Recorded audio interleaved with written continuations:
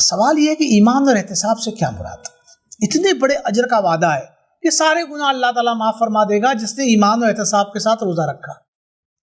ایمان یعنی یہ جانتے ہوئے کہ میں یہ روزہ اللہ کے لیے رکھ رہا ہوں، اللہ ہی کے لیے ایک میرا کام ہے، اس کا اجر کسی اور سے مجھے نہیں چاہیے۔ اور احتساب سے مراد یہ کہ روزے کے جو تقاضے ہیں، جو پریکاشنز ہمیں لینی ہیں، کن چیزوں سے روزہ ٹوٹ جاتا ہے، کن چیزوں سے روزہ مکروہ ہو جاتا ہے، روزے اور رمضان میں وہ کون سے اعمال ہیں جو اللہ کو پسند ہیں، تو یعنی جو کرنے کے کام ہے روزے میں وہ کرنا چاہیے آگے بڑھ کر، اور جن چیزوں سے اللہ اس کے رسول نے منع کیا ہے اس سے رک جانا چاہیے۔ یہ ہے احتساب، جائزہ لیتے ہوئے۔ تو کیا ہوا؟ غفر لہ ما تقدم من ذنبہ، تو جو کچھ بھی معاملہ ہے اللہ تعالیٰ اس کو بخش دے گا۔ یہ ایک بار کے رمضان کا ہے۔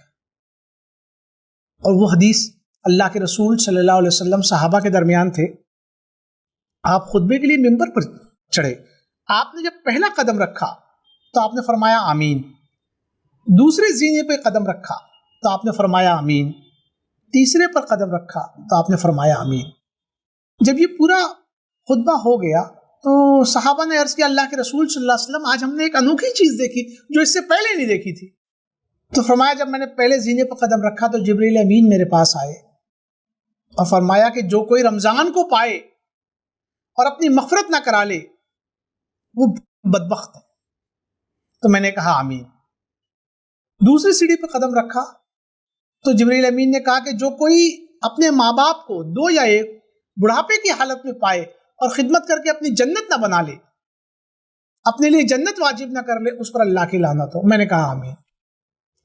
تیسرے اس پر جبریل امین نے کہا، جب میں نے قدم رکھا تو جبریل امین نے کہا کہ جس کے سامنے آپ کا نام لیا گیا اور اس نے آپ پر درود نہیں پڑھا، درود نہیں بھیجا، اس پر اللہ کی لعنت ہو۔ میں نے کہا آمین۔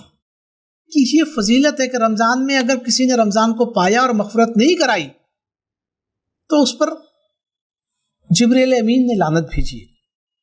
اس میں دیکھیں ایک نفل کام کا اجر جو ہے وہ فرض کے برابر ہے، اور فرض کا جو ہے وہ 70 فرائض کے برابر ہے۔ کیا یہ کم بہار ہے؟ اس میں تو چھوٹی چھوٹی چیزوں کا، چھوٹی چھوٹی نیکیوں کا بھی اہتمام کرنا چاہیے۔ کوئی ایسی چیز نہ ہو جو ہم سے چھوٹ جائے، جو ہم سے مس ہو جائے۔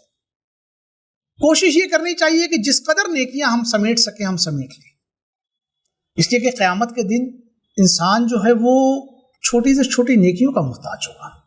اور روایت میں آتا ہے کہ اللہ کے رسول صلی اللہ علیہ وسلم نے فرمایا کہ چھوٹی سے چھوٹی نیکی بھی قیامت میں انسان کو بڑی معلوم ہوگی، اس لیے کہ وہ اس کا حد درجہ محتاج ہوگا اس روز، اور چھوٹے سے چھوٹا گناہ بھی انسان کو بہت بڑا معلوم ہوگا، اس لیے کہ اس کو اپنی پیٹھ پر ڈھونا ہوگا، اس بوجھ تلے وہ دبا جا رہا ہوگا۔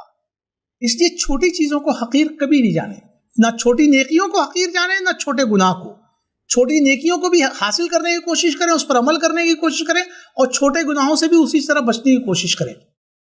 پھر آپ دیکھیں اللہ یہ عام اعلان ہوتا ہے رمضان میں کہ یا باغی الخیر اقبل، اے خیر کی طرف بڑھنے والے اور بڑھ، خیر کے کرنے والے آگے بڑھ، خیر کر۔ یا باغی الشر اقصر، اے شر کے کرنے والے، گناہوں کے کرنے والے باز آ جا، باز آ جا۔ منادی یہ ندا دیتا ہے، یہ رمضان کے ماسوا کہیں نہیں ہے، صرف رمضان میں ہے۔ تو آپ دیکھیں اللہ کے رسول صلی اللہ علیہ وسلم فرماتے ہیں للصائم فرحتان، روزے دار کے لیے دو خوشی کے موقع آئیں گے، آتے ہیں۔ فرحتن عند فطرہ، جب وہ افطار کرتا ہے تو اس کو ایک خوشی محسوس ہوتی ہے، اور دوسری خوشی کے بارے میں فرمایا فرحتن عند لقاء ربہ، دوسری خوشی اس وقت جب وہ اپنے رب سے ملاقات کرے گا۔ عزیز ساتھیو، جو موسم بہار ہے، نیکیاں اللہ تعالیٰ کی طرف سے برس رہی ہیں، آسمان سے اجر اللہ تعالیٰ برسا رہے ہیں، ہم یہاں نیکیاں کریں، بے پایا اجر لیتے جائیں، کوئی کمی نہیں ہے۔ مغفرت کروا لے اللہ سے، کہ اگر موت آ گئی اس کے بعد تو اللہ کے ہاں ہم مغفور شمار ہوں گے۔ اللہ تعالیٰ سے دعا ہے کہ اللہ تعالیٰ مجھے اور آپ سب کو اس نیکیوں کے اس موسم بہار حد درجہ عمل کرنے کی توفیق عطا فرمائے، ایسے نیک اعمال کرنے کی توفیق عطا فرمائے جو عند اللہ مقبول ہوں۔ اللہ تعالیٰ ہمیں ایسے اپنے شایانہ شان اجر دے۔ وآخر دعوانا الحمدللہ رب العالمین۔